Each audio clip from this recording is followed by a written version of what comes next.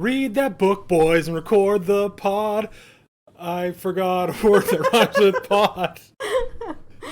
Welcome to LiteraryAF. How long did it take you to think of that rhyme and then you forgot it? I was going to say, oh my god, because that rhymes with pod, but then I was like, that doesn't really fit. All right. And then I tried to think of something on the fly, and I am not good at improv. My name is Sheldon. I'm Danni. And we're actually not a song parody podcast, although we should be.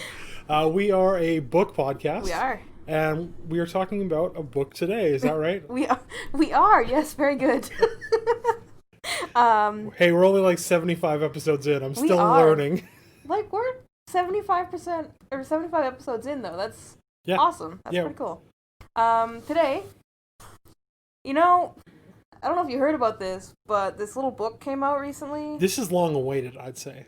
15 years long awaited. Midnight Sun came out. Ooh. Like 2-3 weeks ago. I don't know what time is anymore. I never leave the house, but a sorted amount of weeks ago, Midnight Sun came out. And this is the Twilight reimagining by Stephanie Meyer. Our hero, our personal queen. So, are you saying that the Twilight series is 15 years old now? It is. Actually, the original Twilight book came out exactly 15 years ago. So the original Twilight book is finally old enough to be dated by Edward? Oh, rough. That's right. That's what you get, you 100-year-old. Oh, no. Phoebe. Okay. Oh, no. So this is the reimagining, right? It is the reimagining of Twilight. Just the first book. Yeah. And I don't think she's gonna be doing, like, the other ones. Well, hot take alert, but I think that's probably for the better. As far as my Twilight ranking goes, I think the first one was all right to pretty good, like somewhere in that range. Yeah. And then the rest are below that. They tanked, yeah. Yeah. I mean, I would say 2 and 3 were the low points, and then 4 brought it back up a little bit. Oh, really? I liked 3, but didn't like 4. No, I hated 3 the most. Oh, that's so funny, because I hated 4 the most. Oh, really? Because I felt like it was so long, was just like standing around doing nothing. Right. And then like a Deus Ex at the end of like Alice showing up and be like, hey guys, we can fix all the problems. Yeah, that's true.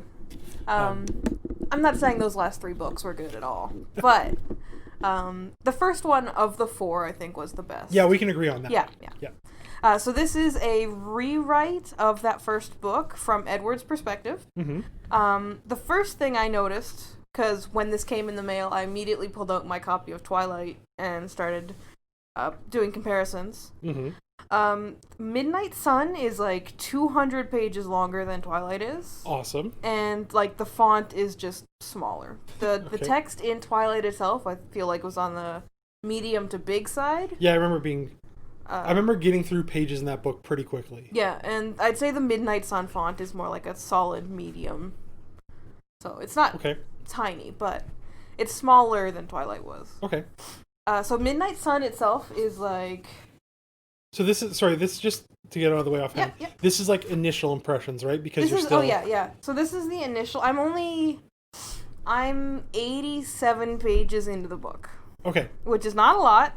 Yeah. But it's enough to have some opinions. So you're going to get some opinions. Perfect. And then we'll do at least one more episode. Either it'll be a partway through analysis, or if I manage to blast through all 700 pages of this book in the next, like, week and a half, then you'll get a full thing. But one more, if not 2 more episodes about this book. My initial impression is not bad. Oh, awesome. Okay. I'm excited. In the last 15 years, I don't know, I haven't read, because Stephanie Meyer also wrote The Chemist. Okay. Which I believe was a more adult-focused book. And she wrote The Host, which came out when Twilight was still huge. Yes, and I saw the movie The Host, and it was not Did you really? Yeah. Oh, I did not see The Host. I read, like, I'd say a third of the book, and then I gave up on it. It's... A lot of the YA movies are arguably pretty bad. Yeah. But this one I wouldn't say is like terrible, but there's enough like really silly and weird stuff in it that it's like, okay. I thought The Host was supposed to be like a series.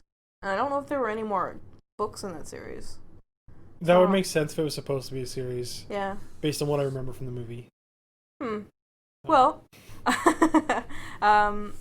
in the last 15 years, I'd say Stephanie Meyer has improved a lot as a writer. Amazing.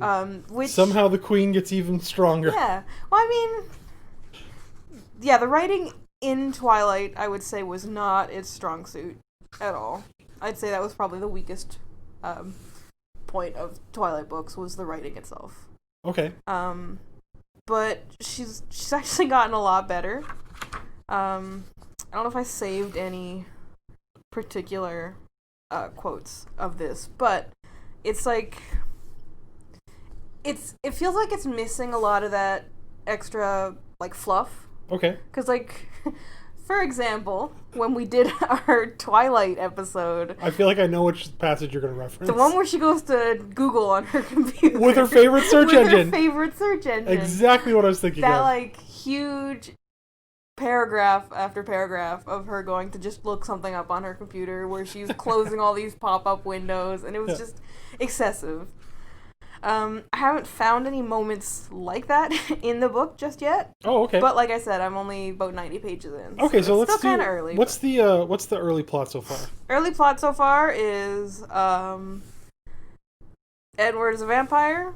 Okay. And he's living with his vampire siblings and their vampire parents. Mm-hmm. And they're in a town called Forks. And the whole student body is kind of in an uproar because this new girl has showed up. Okay. And she's like the mysterious new girl. And everybody's like, oh, I gotta talk to the new girl. She's so cool. Yeah. And then Edward realizes that... Never thought I'd hear the word cool describe Bella Swan, but go on. Well, I forgot about this up until I started reading this book, but Edward can read everybody's minds. That's right. Yeah, I completely forgot about that. And then I popped this book open and started reading, and I went, oh, not only do we get Edward's perspective, we get the inner monologue from all of the side characters, basically. Oh, yeah. So is that why it's longer, do you think?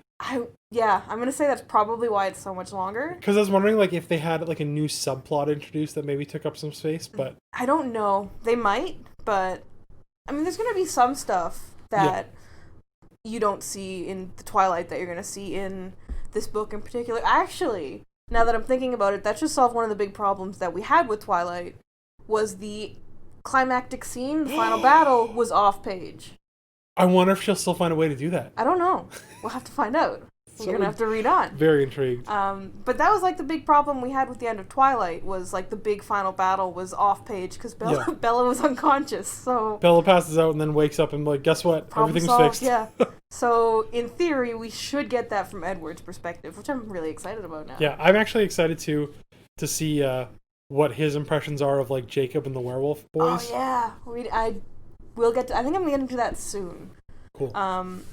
At this point, Edward is like reading all the student body's minds, and they're all like just thinking about how they want to talk to this new girl. I never grew up in a small town. Is this like how small town people reacted whenever new people showed up? Like, oh, they're so mysterious. So there was a girl. Oh, okay. If anyone from my hometown is listening to this, I'm not talking about. Wait, I'm not going to say her name. Even though it'd be a funny goof, I don't want to say it and get myself in trouble. Yeah. But there was a new girl in like grade 9, and she was really cute. Yeah. And like, I feel like at least among my friends, it was like a very exciting thing. Mm-hmm. But then for like the average student like coming to the new town, I don't think it was that big of a deal. Right. Or like, it was like kind of mean. Like if a new student would show up, everyone would be like, "Oh, did you see that guy's hair?" Or like, you know, like just like kind of like mocking. So it wasn't like everybody's in love with the new person because they're new. Depends on how hot the new person is, I'd say. All right, that's fair. I guess if Kristen Stewart showed up at my school when I was a teenager, everybody would be like, "Wow, look how cool she is." It would be buzz. Yeah. All right. Sure. Okay. So Edward notices that out of all the thoughts in the cafeteria, he can't read her thoughts. Oh. And he gets kind of like really confused about this because it's never happened before. Yeah. And he's like, he kind of hyper focuses on that little bit. Mm-hmm. So the first thing you're going to learn about Edward and Edward's point of view is that he's kind of wild, actually. Oh. He's a little bit of a psycho. Oh, okay. Yeah. So when you first said wild, I thought maybe he was like super horny or something, but is that part of it? Not quite, but you'll see. Oh, so excited. So first off, Edward is like 160 years old or something, and he's like going to high school with a bunch of 17-year-olds, which is weird. Dating a girl a tenth his age. Yep. And so after lunch, he goes to his bio class, and then, oh, surprise, the new girl walks in. And, like, there's a fan blowing air, and the fan blows air, like, from her directly into his face. Oh, yeah, because her scent was a huge scent. thing. And Edward's like, well, I guess I'm gonna kill this girl. Like, he's just like, I've never smelled anything so delicious.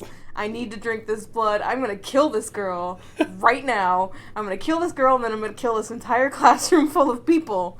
And then he's like, wait, no. If I do that, she'll get cold.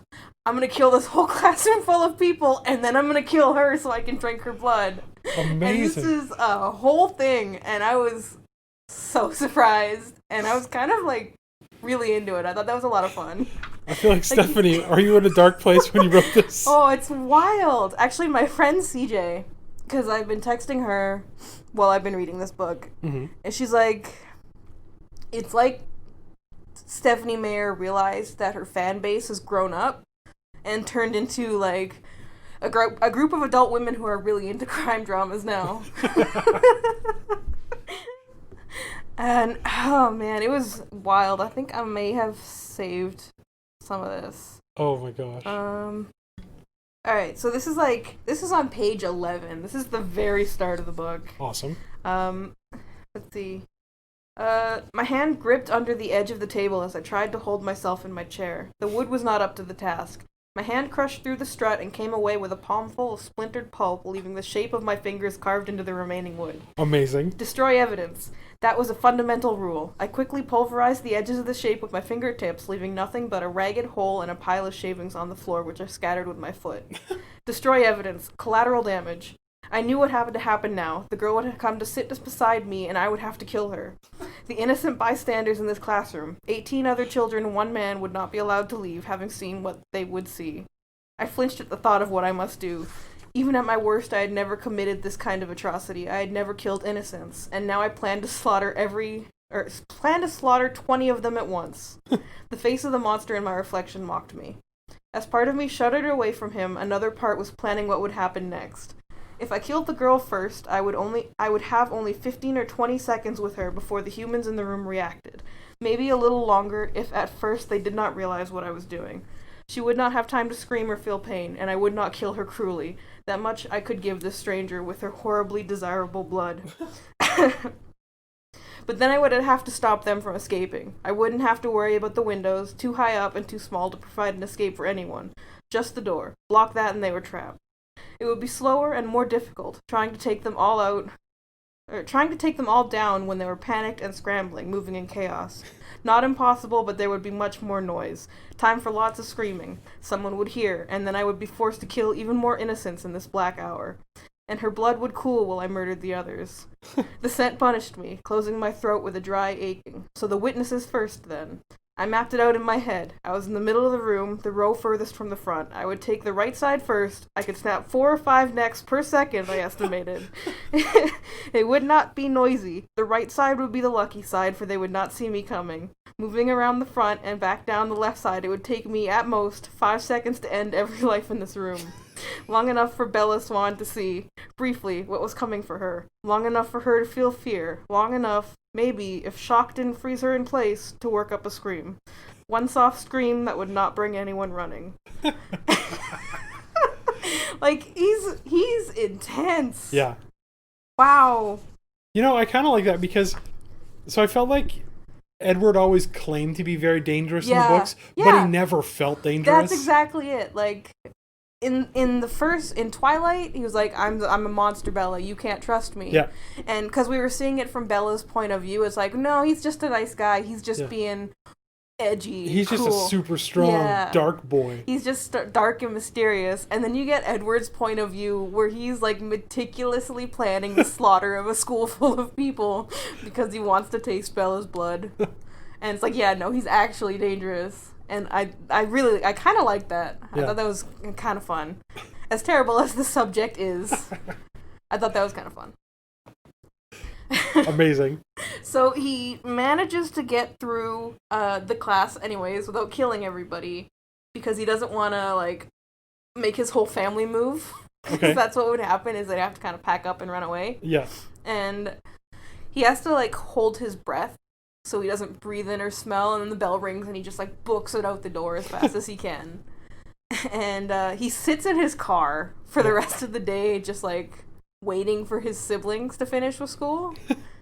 And he goes into like change out his bio class to something else. Mm-hmm. I remember this scene in the movie too, because he's standing at the desk and he's like talking to the lady, being like, I need to switch out my bio, why can't I switch out my bio? And then Bella walks in. I remember that. Yeah. And then he kind of like grabs his stuff and just runs out of the room. In the book, you get like the lady's inner monologue because Edward reads her mind. Yeah. And Edward is like, he is hardcore flirting with her. Oh, interesting. And yeah, like she's like, oh no, he's too young in her head. And Edward is like leaning on the counter and like batting his eyelashes at her, and he's using like his flirty voice to try to get what he wants. Wow. Yeah. But he doesn't get what he wants because he kind of runs out when Bella shows up. And then he goes home and he talks to his family, I guess, about what's going on. Mm-hmm. And then he takes off for a couple days to go stay with another vampire family, Tanya. Okay. And her people. Are they in the other series? Do you remember? Yeah, they are. They show up in like the last book to help with the big fight. They're part of okay. Yeah. So yeah, Tanya and her other vampire family. Tanya is like super hot for Edward. Okay. And Edward's just like straight up not interested at all. Classic. And she's like definitely trying to hook up with him, and it's kind of awkward. And then he leaves that family after a couple days. He just like books it back home. He's like, no, I can deal with this. I will figure this out. I will deal. I won't pay any attention to Bella. It'll be fine. Okay. And trying to think of what happens next. When does he stop the car? That is just after where I stopped. So I'm just trying to think if there's anything that happens between that. Okay.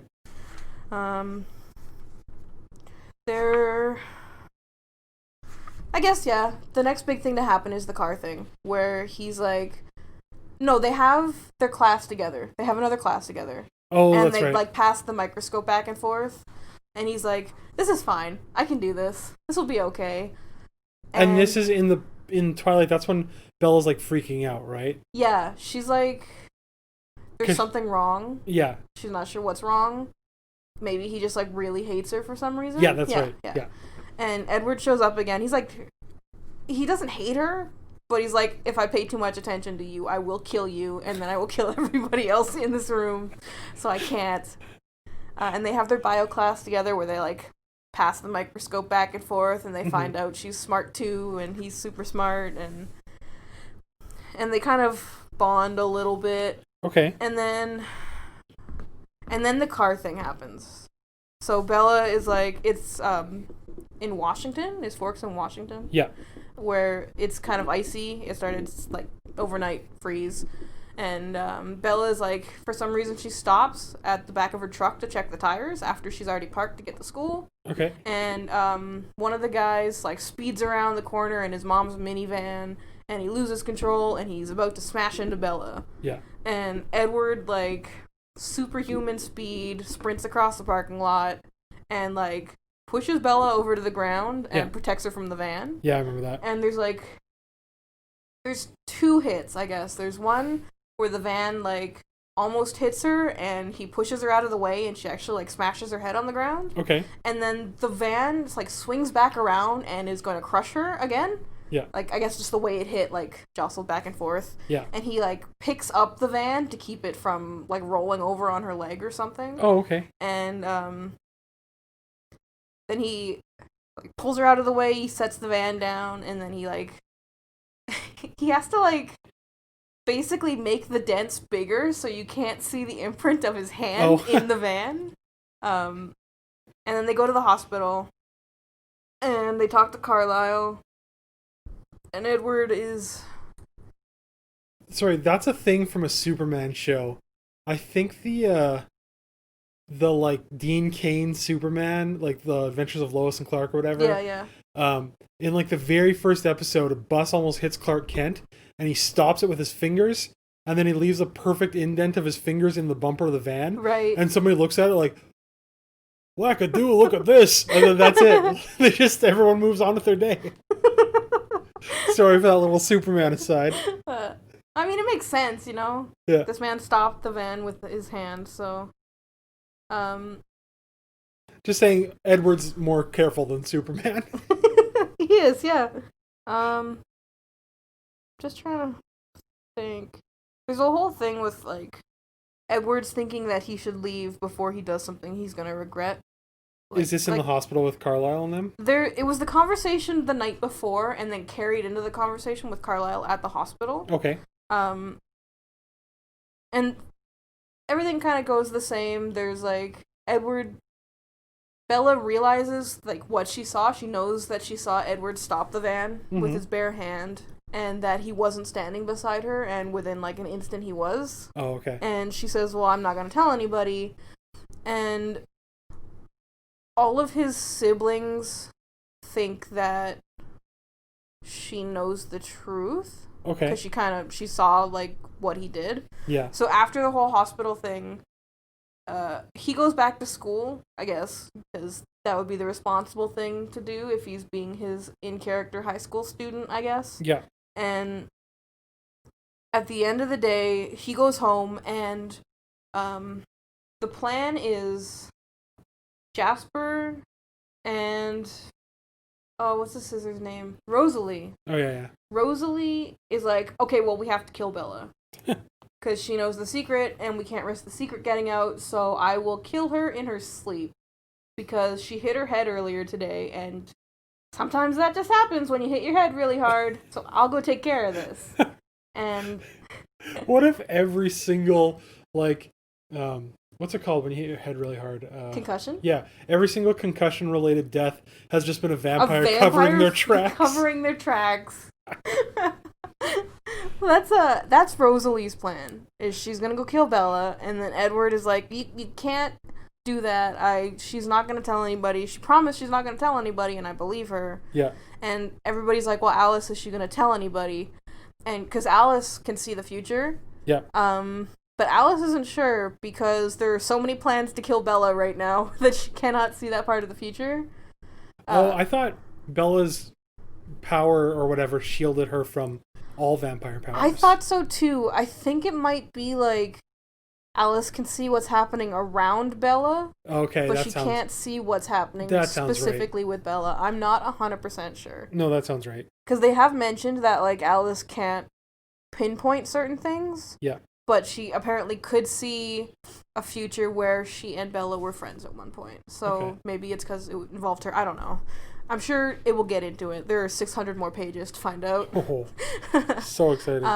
Jasper, who is the youngest of the vampires, he has, like, no control over himself. Like, the book opened with him, like, struggling in a group of students because he wants to just kill everybody and drink all their blood. He's like, okay, well, I'm gonna go kill Bella. If Rose isn't gonna go kill Bella, then I'm gonna go kill Bella. And Edward can, like... So not only do you hear everybody's thoughts, but with Edward's superpower, you can see Alice's visions in her head. Oh, okay. Because he can see her thoughts, and her visions are her thoughts or whatever. So you also get to experience those from his point of view. Mm-hmm. And Edward keeps seeing, like, visions of himself and Jasper fighting to the death over Bella. And, like, as he's seeing these visions of their fights, like, the fights are getting closer and closer to the house, so, like, he's learning the plans sooner from her vision so he can catch him sooner. I thought that was a neat detail. Yeah, that's a cool idea. But eventually they settle on, we'll see what happens. Nobody's gonna kill Bella, not yet.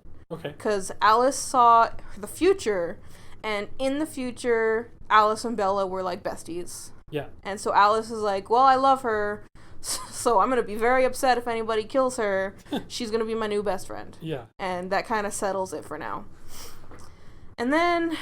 Also, yeah? It's funny they're freaking out about it because, like, what is Bella going to say? Like, oh, this boy was super strong and super fast and he carried a van and wouldn't let it hit me. And then everyone in town's, like, going to just believe her? Well, that was Edward's point, actually. Oh, okay. Was, like, she fell and hit her head when he pushed her over. Yeah. So he was just going to go around being like, yeah, she smacked her head really hard. Now she's just talking crazy. Yeah.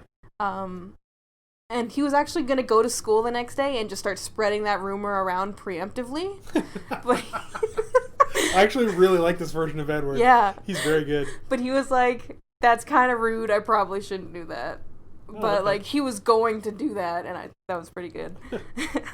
And I think that's mostly caught up to where I was now. Oh, okay. Yeah. So it sounds like you're enjoying it so far? I actually am, yeah. I found that I actually am. It's kind of ridiculous.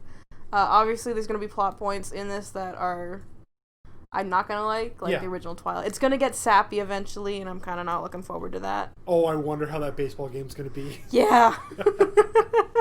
I guess, actually, the last page that I ended on was actually right where Alice was talking about her visions, where Bella was going to be her new best friend. Mm-hmm. And she also saw...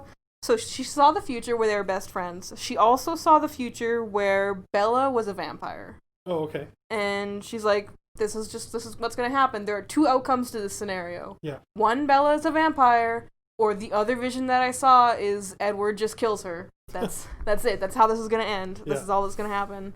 And Edward started freaking out, and that's where I stopped. So. Okay. Yeah. Would you say that knowing where the story's going to go, like, helps or hurts it so far? I would say it helps it. Okay. Like, let's be real, you're probably not reading this book unless you read the other books to begin with. Although if you've never read another Twilight book and you start with this one, I'd be interested to hear your thoughts. Yeah, you're going to be in for a little bit of disappointment, I think, if that's the case. Because, yeah, like I said, Edward is just completely bonkers in this one. Ooh. Like, there's a scene. I took a picture of this, and I just have to try to find the quote now. Mm-hmm. Let's see here. So, right when the van is supposed to, hit her. Yeah. He is like, his excuse is that if it hit her, she would just be, like, turned into pulp. And there would be blood everywhere, and he wouldn't be able to control himself. So it says, I had actually come up with a perfectly sound explanation. Just suppose I hadn't done anything to stop the van from crushing the girl. I recoiled from the thought. If she had been hit, she'd have been mangled and bleeding, the red fluid spilling, wasting on the blacktop, the scent of fresh blood pulsing through the air. I shuddered again, but not just in horror. Part of me shivered in desire. No, I would not have been able to watch her bleed without exposing all of us in a much more flagrant and shocking way. Amazing. Yeah.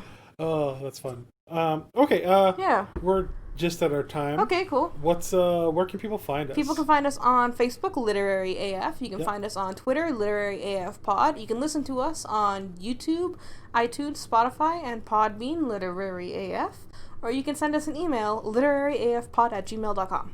That's right. And so for next week, I'm probably going to be doing The Talented Mr. Ripley by Patricia Highsmith. Mm-hmm, mm-hmm. It's a good book. It's pretty easy read. It's like 270 pages. Okay. And I reread. Like, I read this before in college, and I'm rereading it now. Yeah. And it's fun and not too difficult to mow through. So if you want to be caught up for next week, you can read that. Cool. And yeah. Hopefully you guys have a good time, and try to think of a non-clumsy way to transition into our outro. But it's not happening, so here we go.